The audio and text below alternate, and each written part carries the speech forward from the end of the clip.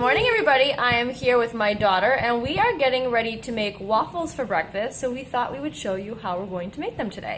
We're going to be making apple waffles today. I have never made apple waffles, but I'm totally feeling the fall vibes, and I want to try something new, so you guys will be the first to know how they come out. Ingredients that I'm thinking so far: apples, of course, 1 egg, organic whole wheat flour, my flax chia blend, not to be mistaken for chai like I said yesterday. I also really like to add oats to my waffles. I pulled out some apple pie spice, some vanilla extract. So this is what I have so far. We'll see how it goes as I go. I cleaned, peeled, and chopped up my apples. I actually used 3 because this little one over here is eating my ingredients, aren't ya? Aren't ya?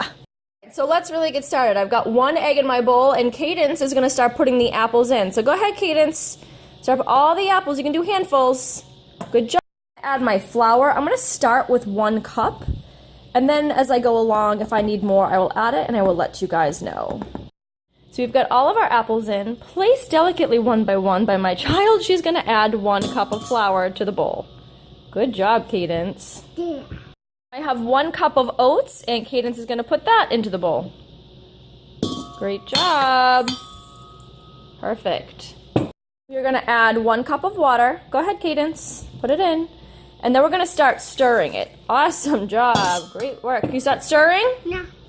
Cadence is doing a great job stirring. Keep going, sweetheart. I'm thinking that I'm going to add a little more flour and oats to this, but before that, we need to add maple syrup, guys.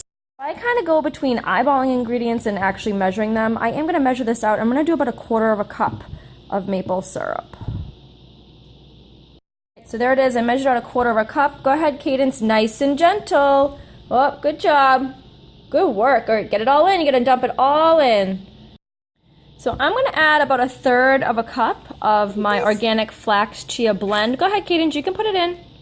Go ahead. Nice and gentle. Careful. This is what it looks like so far. I have not added the apple pie spice or the vanilla extract yet. I do still think I'm going to add a little bit more flour and or oats to this. So I am going to eyeball the vanilla extract, and I will eyeball the apple pie spice as well. Vanilla extract is in, and now I'm just sprinkling on some apple pie spice. I think that's about good right there. So I don't always add baking powder to my waffles, but I do have a lot going on in here, so I'm going to add about 1/2 teaspoon of baking powder. If you make these, keep in mind that the batter is thick. A lot of my batter when I make waffles is thick, but I am going to add more oats and water to this. So I have another cup of oats here. So there are now 2 cups of oats in this batter. There's the 1 cup of flour, and I added 1 more cup of water, so there are 2 cups of water in this batter. The thing I'm going to add is some coconut oil. Again, I don't always add this to my waffles, but I'm thinking that these need it. So this is 1 teaspoon, and you can see I kind of have a heaping on here. I always melt the coconut oil before I put it in. So Cadence, why don't you start stirring? So putting in the coconut oil, and Cadence is going to start stirring it. So I want you guys to see my batter. This is the consistency of it. I think we are good for ingredients, and we are ready to start rocking and rolling and cooking these bad boys up. So I'm going to spray my waffle maker with some coconut oil, the top and the bottom, and then I'm going to start. Time to start scooping the batter in.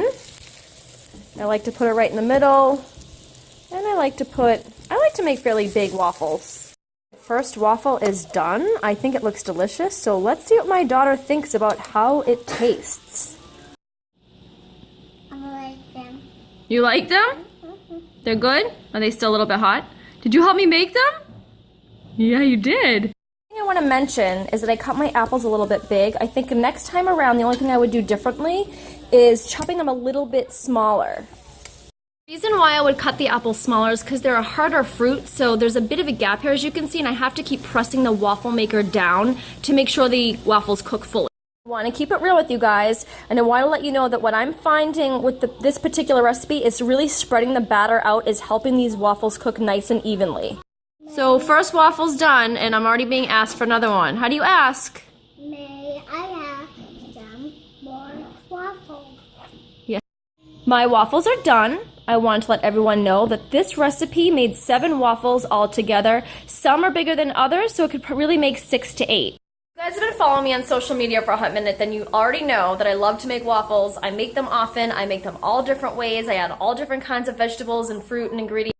One of the reasons why I like waffles so much is I can sneak ingredients in sometimes like spinach or sweet potatoes, and my daughter loves them, and I don't ever need to add any extra maple syrup than what's already in the Definitely a little bit of a food snob. I prefer to make as much as I can homemade instead of the packaged stuff, and I like to get innovative and creative to make sure that me and my family are eating healthy. Next couple of weeks, I will be adding this recipe and the step-by-step video of how I made these waffles to my blog at suepark.com. So check it out, and as always, thanks for watching!